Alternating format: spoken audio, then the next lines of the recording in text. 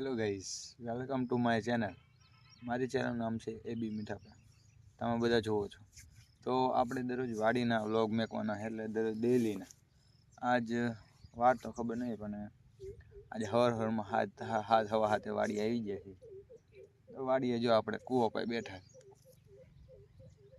અને પાછળ કૂવો, આપણે જો કૂવો પર બેઠા જવું છે આમ આગળ ટમેટીની રોપ ને મરચી અને કપા જોવા માટે. તો તમને બધાને બતાવું જેવો અમારો કપા છે, જેવી મરચી છે. મરચી હજુ 10 દી થયા સોંપી, તો તમને બતાવું. જો આ મરચી છે,